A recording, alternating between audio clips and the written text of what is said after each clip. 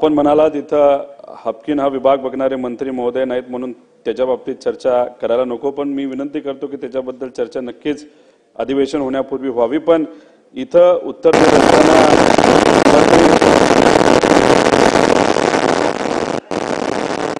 मंत्री महोदय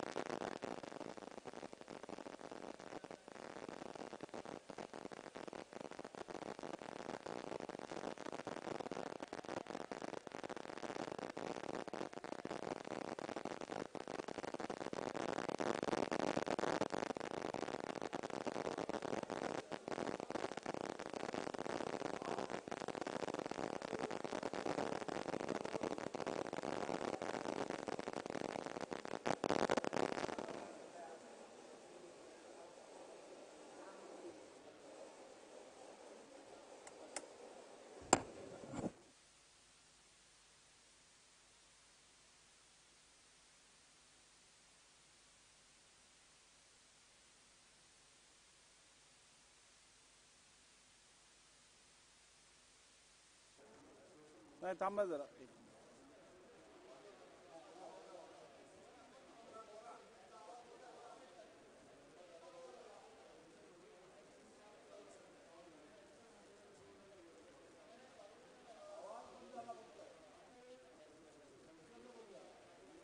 अध्यक्ष महोदय, जसं हाफकिन मध्ये गडबड आहे तसं आज या स्पीकर मध्ये सुद्धा गडबड झालेली आपण सगळ्यांनी अध्यक्ष महोदय बघितली। अध्यक्ष महोदय इथं उत्तर देत असताना मंत्री महोदय म्हणाले की हाफकिन मध्ये डिलेट खरेदी होत होती, वेळ लागत होता, नाही तर बऱ्याच काही गोष्टी होत्या। आता त्याच्यात बोलायचं नाही कारण मंत्री महोदय इथं त्या विभागाचे नाहीयेत। पण अध्यक्ष महोदय, मला एक प्रश्न अध्यक्ष महोदय मंत्री महोदयांना इथं करायचा आहे की त्यांनी सांगितलं हाफकिन चांगल्या पद्धतीने चालत नव्हतं, नाही तर तिथे वेळेवर खरेदी केली जात नव्हती म्हणून एक वेगळं महामंडळ त्या ठिकाणी काढण्यात आलं। 2024-25 पासून तिथे खरेदी सुरू केली। मग अध्यक्ष महोदय, आपण एखादं महामंडळ काढत असेल की एफिशियन्सी आणण्यासाठी, तर आर्थिक वर्ष 2024-25 मध्ये या प्राधिकरणासाठी 181 कोटी रुपये आणि 30 लाख रुपये देण्यात तरतूद करण्यात आली आणि खर्च अध्यक्ष महोदय किती झाला ते 41 कोटी, म्हणजे किती झालं 23 कोटी। म्हणजे हाफकिन जे करत होतं तेच या महामंडळाच्या माध्यमातून अध्यक्ष महोदय होत असेल।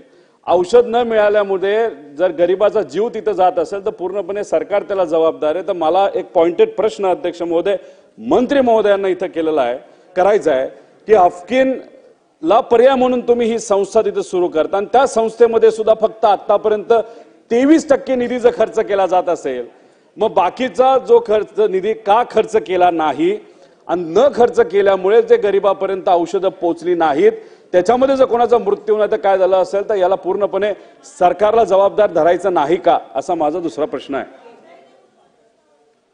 अध्यक्ष महोदय, वस्तू प्राधिकरणाला 2023 पासून आपण 2023-24 ला 103.59 लाख रुपयाचा निधी दिला। त्यांनी 75 कोटीची खरेदी केली आणि 28 कोटीचे त्यांच्याकडे त्यांनी टेंडर काढलेले आहेत। 24-25 ला 112 कोटी रुपये दिले, त्यांनी 6 कोटी 44 कोटीची खरेदी केली। 106.40 ची त्यांनी खरेदी केली आहे, कारण आमच्याकडे निधी देण्यात आलेला नाही, त्यामुळे त्याचं झाले त्यांनी खरेदी व्यवस्थित केलेली आहे। आता सन्माननीय सदस्य रोहित पवारांनी जो विषय मांडला की आपण नांदेडच्या घटनेनंतर आपण एकूण औषधाचे जे पैसे आहेत, निधी आहे, तो आपण 30% अधिष्ठाता डीनलाच वर्ग करायचं ठरवलं आणि त्याप्रमाणे ते खरेदी करतायत. त्यानंतर जिल्हा नियोजन मंडळ जे पैसे देतं ते सुद्धा डीनलाच अधिकार दिलेले आहेत. त्याशिवाय महात्मा फुले आणि इतर जे योजनांमधून पैसे येतात त्याचेही पैसे हे डीललाच आम्ही खरेदी करण्याचे अधिकार दिले आहेत. त्यामुळं आज तुम्ही शासकीय वैद्यकीय महाविद्यालयाच्या कुठल्याही हॉस्पिटलमध्ये कुठल्याही औषधाची कमतरता नाही. नाना भाऊ बोला. अध्यक्ष महाराज, हा महत्वाचा प्रश्न. अध्यक्ष महाराज, त्यांचा होते ना, त्यांचा होते. रोहित पवार साहेबांनी जो प्रश्न विचारला या ठिकाणी की खरेदी केलीच जात नाही आणि त्यामुळे औषध पुरवठा सामान्य रुग्णाला मिळत नाही अशा पद्धतीची भूमिका मांडली आणि 23% खर्च आपण केला. अध्यक्ष महाराज, हे महामंडळ नेमण्याचं कारण काय की या हाफकिन या संस्थेमध्ये मोठ्या प्रमाणात गडबड चालायची आणि म्हणून शासनाने एक महामंडळ नेमलं आणि त्या सगळ्या याच्यातली कारणं, त्याची एक समिती त्यावेळेस आपण तयार केलेली होती. ही गोष्ट खरी असेल. ही समितीचा अजूनही तुम्हाला अहवाल सादर झालेला नाही, त्याची माहिती सुद्धा अजूनपर्यंत आपल्याला मिळाली नाही. त्या समितीचा नेमका अहवाल काय आणि त्याच्यातल्या काय त्रुट्या त्यांनी समितीने काढलेल्या होत्या ते आपण सांगितलं पाहिजे.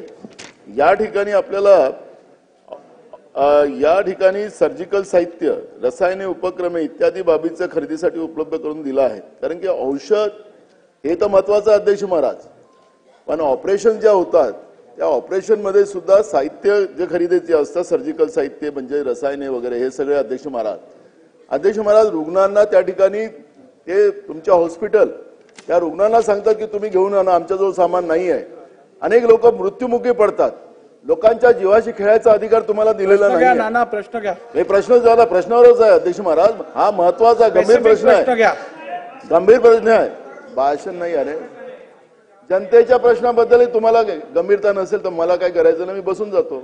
बोला, तर तुम्हीच करा कारभार. तुम्हाला लोणीकर साहेब, तुम्ही सिनियर सदस्य आहात.